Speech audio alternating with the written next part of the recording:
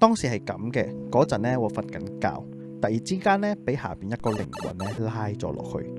嗰個地方呢，真係好凍好陰涼，成個氣氛呢都唔一樣嘅，好似空氣呢都擎住喺嗰度咁。我就問個靈魂，我又唔識你，點解你要拉我落嚟啊？嗰個靈魂呢就好低聲咁講，唔係話想拉你落嚟㗎，有另一個靈魂呢叫我咁做嘅。我聽到之後呢就問，咁係邊個啊？佢就話，我帶你去揾啦。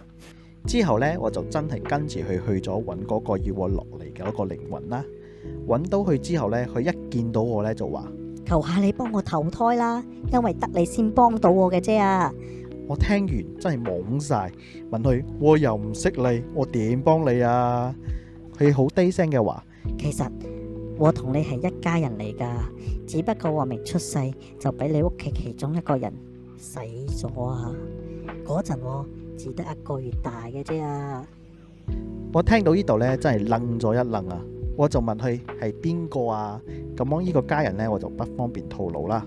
之後呢，確實咗呢，真係我屋企人啦。咁我就講好啦，既然咁，我就幫你一次啦。當時就冇諗咁多嘅，就咁樣應承咗佢啦。醒咗之後呢，過咗2日呢，我就去廟嗰度呢，幫佢念經超度。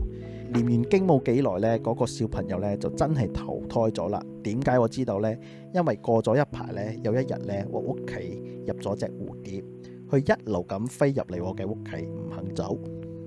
我就心諗啦，係咪我爸爸呢？所以我就問咗個蝴蝶啦。如果你係我爸爸，就飛走啦。但係個蝴蝶呢，都係冇反應啦，停喺我度。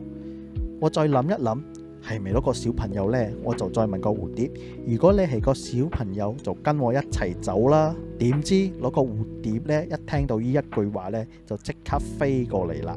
飛咗過嚟之後呢，就一路咁樣跟住我走啦。嗰下呢，我心入面就知道應該係佢返嚟啦。之後呢，佢仲入咗我夢入邊呢，同我講，多謝你，家姐。